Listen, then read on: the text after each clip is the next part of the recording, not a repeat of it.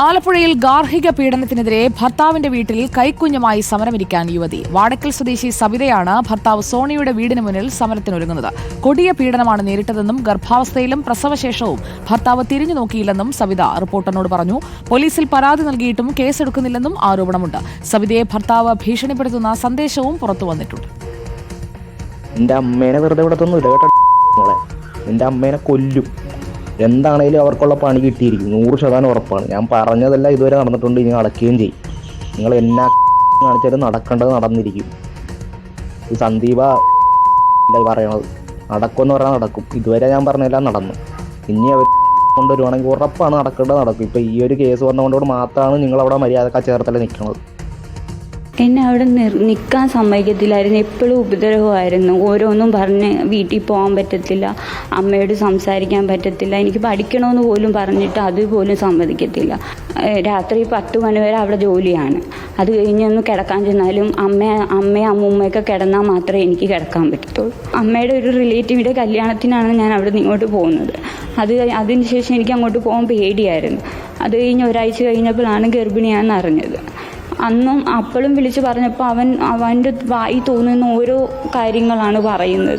പോലീസുകാരെല്ലാം അവർക്കാണ് സപ്പോർട്ട് ചെയ്യുന്നത്. ഞങ്ങൾക്ക് ഒരു ഇതും കിട്ടും. ഞങ്ങൾ പോയി അവിടെ വാദിക്കാൻ നിൽക്കുന്നതല്ലാതെ അവർ അവരുടേതായിട്ടുള്ള ഒരു ഇതും അവനോട് ചോദിക്കും. അവനില്ലെന്ന് പറഞ്ഞു കഴിഞ്ഞാൽ ഇല്ലാത്രേ ഉള്ളൂ. അങ്ങനെ ഒരു രീതിയാണ്.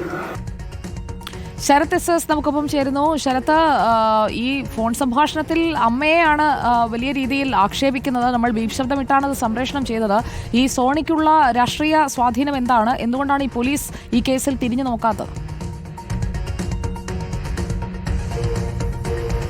സുജയ, അതായത് 2 വർഷം മുമ്പാണ് വാടക്കൽ സ്വദേശി സബിതയുടെയും ചേർത്തല സ്വദേശി സോണിയുടെയും വിവാഹം കഴിഞ്ഞിട്ടുണ്ടായിരുന്നത്. പക്ഷേ വിവാഹം കഴിഞ്ഞ് 2ാം മാസം തൊട്ട് ഈ സോണി ഇത്തരത്തിൽ സബിതയെ മാനസികമായും ശാരീരികമായും പീഡിപ്പിക്കുന്നു എന്നുള്ളതാണ്. സോണി മാത്രമല്ല, സോണിയുടെ വീട്ടുകാരും, അതായത് മാതാപിതാക്കൾ ഉൾപ്പെടെ ഈ രീതിയിൽ പീഡിപ്പിക്കുന്നു എന്നുള്ളതാണ് സബിത പറയുന്നത്.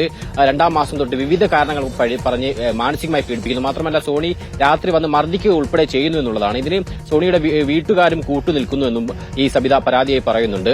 ഒപ്പം സബിതയുടെ സ്വർണ്ണാഭരണങ്ങൾ ഉൾപ്പെടെ സോണിയുടെ മാതാവ് കൈവശപ്പെടുത്തുകയാണ്. 40 പവനോളം സ്വർണം വിവാഹ സമയത്ത് സബിതയുടെ കയ്യിലുണ്ടായിരുന്നു. പക്ഷേ ഇത് സോണിയുടെ മാതാവ് കൈവശപ്പെടുത്തുകയും പിന്നീട് ഏതെങ്കിലുമൊക്കെ ചടങ്ങിന് പോകുന്ന സമയത്ത് മാത്രമാണ് ഇവർക്ക് കൊടുക്കുക. തിരിച്ചു വന്ന ശേഷം ഉടനെ ഊരി വാങ്ങുകയും ചെയ്യും. അങ്ങനെ ഇതുൾപ്പെടെ ഇവരിൽ നിന്ന് വാങ്ങും. മാത്രമല്ല, വീട്ടിലെ മുഴുവൻ ജോലിയും ചെയ്യണം. രാത്രി ഉറങ്ങാൻ പോലും അനുവദിക്കില്ല എന്നുള്ളതാണ് സബിത പറയുന്നത്. അങ്ങനെ നിരന്തരം പീഡനം സഹിക്ക വഴിയാതെ 1 വർഷം മുൻപാണ് സബിത ഇത്തരത്തിൽ സോണിയുടെ വീട്ടിൽ നിന്ന് ഇറങ്ങിപ്പോകുന്നത്. പിന്നീട് ആ സമയത്ത് ഗർഭിണിയായിരുന്നു. പക്ഷേ ഗർഭകാലത്തോ പ്രസവശേഷമോ കുഞ്ഞിനെയോ തനിക്കോ വേണ്ട യാതൊരു പരിചരണവും നൽകിയിട്ടില്ല. ഇതിനിടയിൽ സോണി നിലവിൽ സബിത ഇപ്പോൾ അമ്മയ്ക്കും സഹോദരനും ഒപ്പമാണ് താമസം.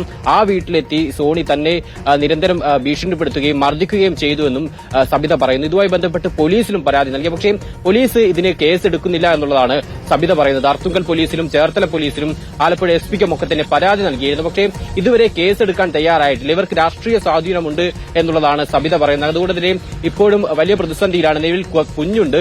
കുഞ്ഞിനെ വളർത്തണമെങ്കിൽ ഇത്തരത്തിൽ വലിയ പ്രതിസന്ധിയാണ് ആ പെൺകുട്ടി നേരിടുന്നത്. ഭർത്താവിന്റെ വീടിന് മുന്നിൽ സമരമിരിക്കുകയല്ലാതെ ഇനി മറ്റൊരു വഴിയില്ല എന്നും അവർ പറയുന്ന പ്രതികരണമാണ് നമ്മൾ കണ്ടത്. Thank you, Sarath.